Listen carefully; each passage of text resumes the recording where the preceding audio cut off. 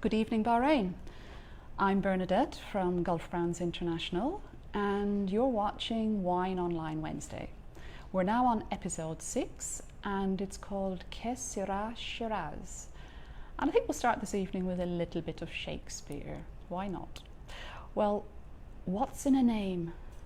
That who would call a rose by any other name would smell so sweet. Romeo and Juliet, Act 2, Scene 2. Poor old Juliet is in a bit of a quandary because her lover Romeo is a Montague. She's a Capulet, so she's concerned about what does the name matter. Which brings me to our little selection for tonight. We've got a Syrah and 2 Shiraz. So we're going to explore what's in a name. Is it important to be a Syrah, a Shiraz? Are they the same? Are they different? Let's get started. So, Syrah is our first wine tonight. Originally is found in France from the Rhone Valley, and there is a long-standing story. There is also a city called Shiraz in, nowadays it's Iran, at the time it was Persia. When the crusading knights were retreating from Persia, a certain Guy de Stemberg discovered this wonderful beverage made from crushed fermented grapes, and he brought some vines back with him to France. He ended up in the Rhone Valley, where he decided to become a hermit and retreated into a cave on a very steep hill in the Rhone Valley, and planted his grapes and thus brought Shiraz to the Rhone. That's just a fairy story. Having said that, there is actually Hermitage wine, an area making wonderful Syrah wines in the Rhone Valley, and I'm sure there's a winery there somewhere where they'd love to show you their own hermit's cave. So from France, the grape stock distributed all around the world. Australia is now considered one of the best places for Shiraz. The grape stock, the rootstock, was originally brought over by Mr. Busby back in the 1830s. He was a Scottish man, so not a lot of Australians would admit to the fact that their wonderful Shiraz all started with a Scottish man. The same in California. About 30 years ago, a number of enterprising winemakers started planting some wonderful vines there, making great wine, and they were actually called the Rhone Rangers because their rootstock came from the Rhone. And then we get to Chile. So our first wine tonight is from Vina Chocalan in the Maipo Valley, and it is Syrah. So they have chosen to call it Syrah. The general understanding is that a Syrah is more in the French Old World style, and the Shiraz is more in the New World style. So let's see what these styles are. So first, if we have a look at the wine, we can see really nice deep color. It's got a lovely ruby red, but it's heading for a little cloudiness around the edges. And I'll come to why that's important. On the nose, cherries, yeah, and a little bit of green vegetable. And if you've just opened the bottle, you'll get an aroma that the only way I could describe it is a new car smell. It's that pleasant smell, but it's not related to fruit or vegetation. I think it's quite beguiling. And there's also flowers, but given the depth in this, I think they're carnations. I wouldn't call them white flowers by any means. Okay, let's see what it tastes like.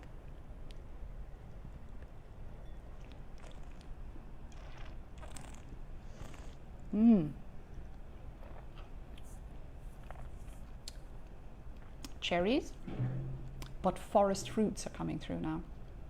Forest fruits, and there's an earthiness of mushrooms, but not the ordinary white button or portobello mushrooms, the forest mushrooms. This is a whole walk in the forest. So you're smelling forest fruits, and there's an earthiness. Yes.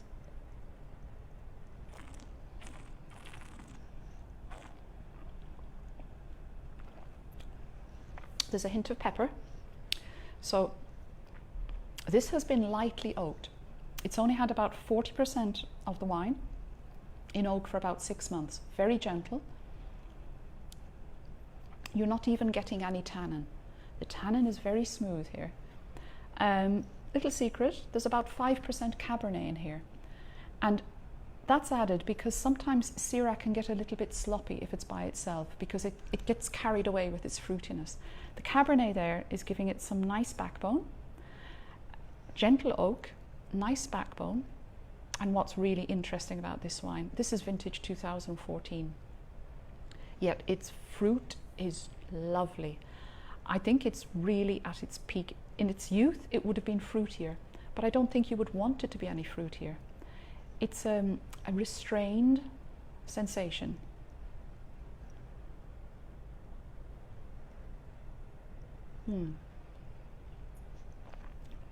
That would go with game, duck, but not sweet and sour duck or anything. Good roasted duck. And if you were looking at poultry, other poultry like turkey, chicken would be too light for this. Roasted meats, bit of cheese, yeah, that would go down nicely as well. Okay, so that's our Chocalan from Chile, from the Maipo Valley. And our next wine, we're going to move to South Africa. We're going to move to beautiful Cape Town, right down at the tip of South Africa. And we're going to Durbanville Hills, which is an absolute stunning winery. And I've had the great honor of visiting it myself. It's on the hills themselves, almost 2 hours from Cape Town. The winery itself is elevated, and you have this amazing 360-degree view right down to the sea, to False Bay, and looking at Table Mountain.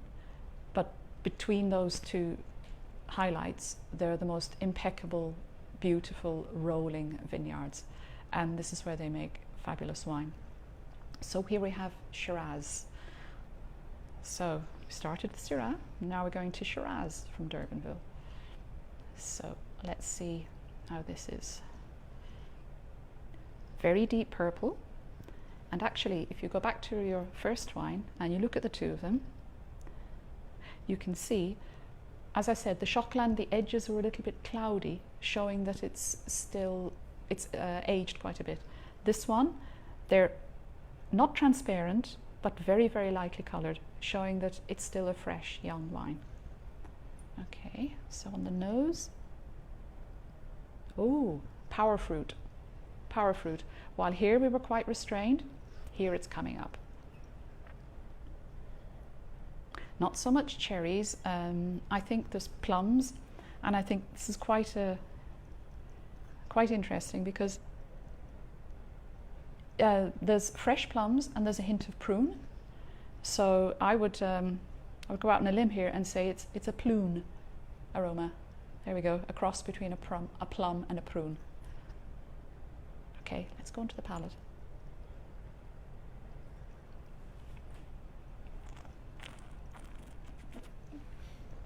Some nice fresh fruit, a hint of spice, but it's sweet spice. Sweet spice here, which is probably coming from the oak, because this has been 12 months in oak. But there's absolutely no sharp tannin.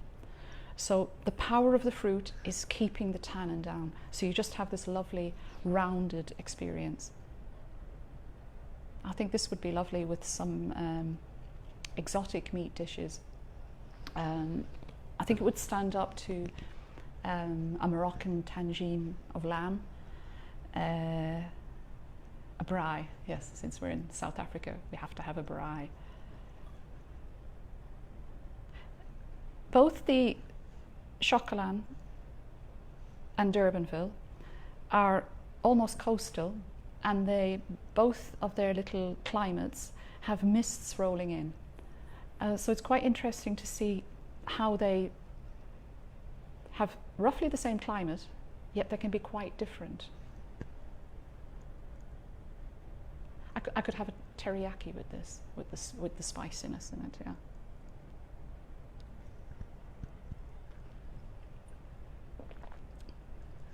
Okay, so Now we're moving to Australia, to Shiraz. And while France is Syrah, Australia is considered the place for Shiraz. Is it the same grape? After a lot of scientific analysis, it is indeed the same grape. Why did it get called Shiraz? Well, it's like Australians call themselves Aussies. They have to do something different. So they said, Syrah, no, let's call it Shiraz. Great, that's got a certain ring to it. This has become so popular and so identifiable as being a lovely, juicy, fruity wine that a survey done in UK supermarkets about 5 years ago discovered that when they put the same wine on the shelf and called it Syrah, the sales went down. They had to relabel the wine back as Shiraz again. Just useless bit of trivia. So we're actually going to go to a rather special wine called Jamshed. So the winery originally was Leasingham. This is in southeastern Australia. Now this is pretty much inland. There's no coastal influence or anything here. And in the town of Clare.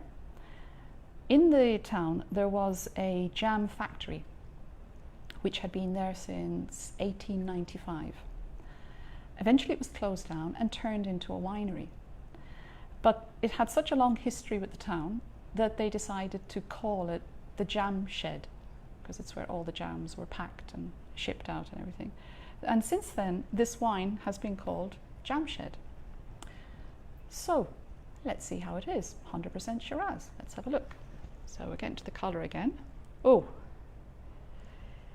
now if you take your second wine and put the two of them side by side, dense, deep colour and hardly any rim. Here we've got the rim that is very pale, pinky colour.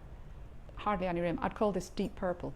This is a wine. This is going to be a wine with attitude. So let's see how it is on the nose. Do you get it? This is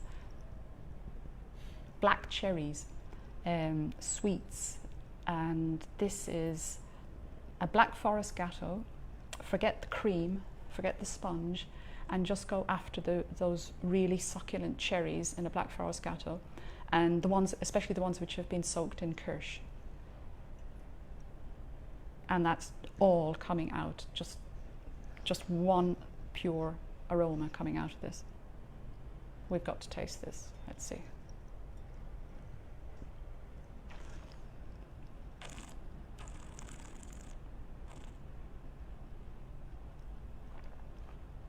Wow. On the nose, it was as if you opened a jam jar of cherry jam. And on the palate, it's like you drank that cherry jam. It's just rolling in gorgeous fruitiness. Lots of cherries. There's been no oak in this, so it's just ultra smooth. Really refined. Really rolling around your mouth, the smoothness and the cherryness. And now I'm getting a hint of roses. Absolutely no oak here. It's been vinified to preserve all the sweetness coming out of the fruit. And wow, this would be fabulous with Asian spicy food, because it would really stand up well to it. So if we look at our three styles tonight, so we started with the Syrah in the French style, and I think that it does actually follow the French style quite well. It's understated, plenty of fruit, little oak, and I would actually call it masculine, if you're allowed to say that anymore. That's how I consider this one. Going to Durbanville, this is a powerhouse of fruit, but not too aggressive. It's actually elegant, and it's so smooth, it's velvety. So it would almost be elegance in a velvet dress. And then moving to Jamshed, well, you get what it says on the bottle. It actually says rich, jammy and smooth, and that's what it is. And I think this is quite versatile. Let's do something with our Jamshed. So take a glass, fill it up with ice, lots of fruits, whatever you happen to have. Let's have some Jamshed in here. And because we want to keep it very chilled and refreshing, I'm going to top up with some soda. Now that should about do it. Okay. So this is suspiciously like a Spanish drink that you'd have red wine and lots of fruits in summer and very refreshing in the evening. But I think since it's Shiraz, I'll say good evening to you with a nice sangria. Cheers.